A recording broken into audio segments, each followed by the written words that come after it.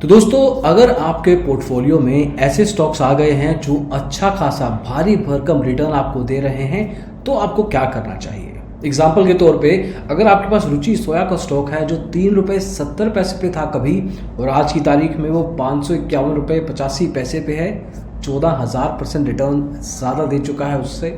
वहीं पे अगर हम बात करें आलोक इंडस्ट्रीज के स्टॉक की, जो कि ₹1.80 पे था, आज की तारीख में ₹22.50 पे है। ऐसे स्टॉक भी काफ़ी बड़े रिटर्न्स देते हैं। इंडिया बुल्स वेंचर्स का स्टॉक ₹23.35 पे चला गया था, ₹120 से ज़्यादा है। तो ऐसे स्टॉक जो 100, 200, 1000, 5000% रिटर्न आपको 6 महीने साल में दे सकते हैं, दे रहे हैं, उस केस में आपको अपना पोर्टफोलियो किस तरह से मैनेज करना चाहिए ताकि आपको नुकसान भी ना हो और अच्छा खासा प्रॉफिट भी आपकी जेब में सही टाइम पे आ जाए। इस वीडियो में इसके बारे में डिटेल में चर्चा करेंगे, तो आइए शुरू करते हैं।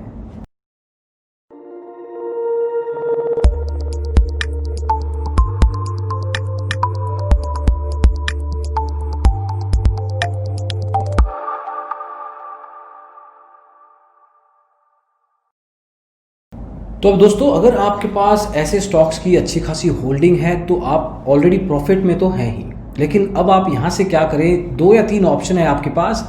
पहला ऑप्शन है कि कुछ आप अपने स्टॉक्स को एग्जिट कर दें, कुछ अपनी पोजीशन को लाइट कर दें, ताकि आपका रिस्क एपेटीट के बेस पे रिस्क फैक्टर थोड़ा कम हो जाए। ये कितना परसेंटेज करना है डिपेंड करता है कि आपने कितना प्रिंसिपल लगाया था, आपका खुद का रिस्क एपेटीट कितना रिस्क ले सकते हैं मार्केट में, आप उतना आप अपने पोजीशन से एग्जिट कर सकते हैं।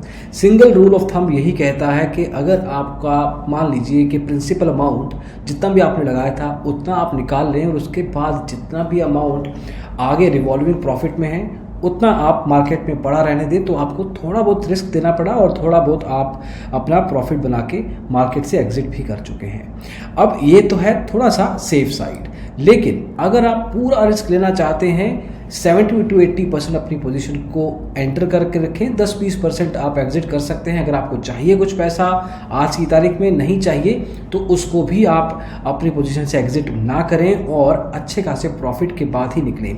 लेकिन इसमें थोड़ा ग्रीड का इमोशन भी है, इसलिए ये पर्टिकुलर ऑप्शन हम आपको रेकमेंड नहीं करते कि आप बिल्कुल भी एग्जिट ना करें।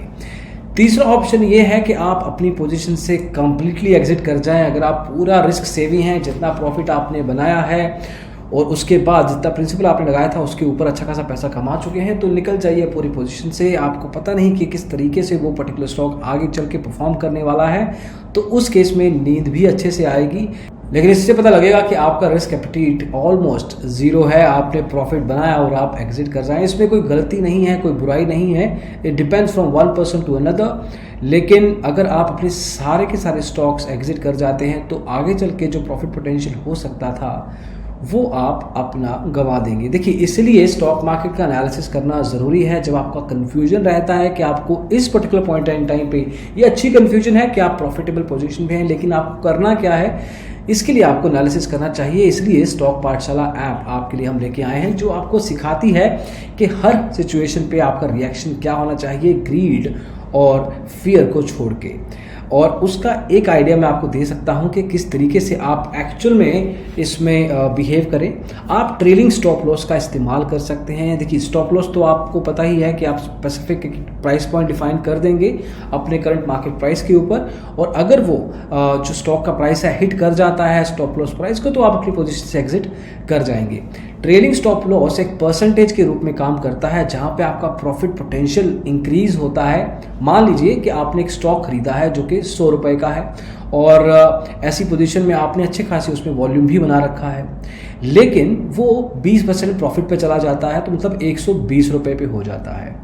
जो आपने ट्रेलिंग स्टॉप लॉस लगाया था, लगा लीजिए कि आपने 10% पे लगाया था, तो ₹100 पे ₹90 पे आपका स्टॉप लॉस चल रहा था। अब वो 120 पे पहुंच गया है। 10% के हिसाब से आपका जो स्टॉप लॉस है वो ₹108 हो गया है। तो अब जो आपका प्रॉफिट पोटेंशियल था वो 90 की एग्जिट की बजाय 108 पे एग्जिट होगा, तो ₹100 से आगे चल के ₹8 का प्रॉफिट पोटेंशियल आपका यहाँ से बढ़ गया है।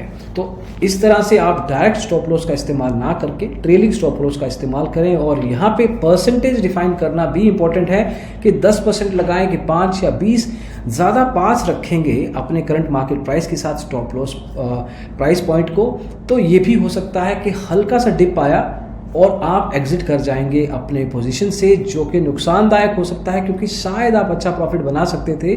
उस डिप के बाद वो स्टॉक एक अच्छे मोमेंटम के साथ ऊपर जा सकता था। थोड़ा डिस्टेंस रखिए जी।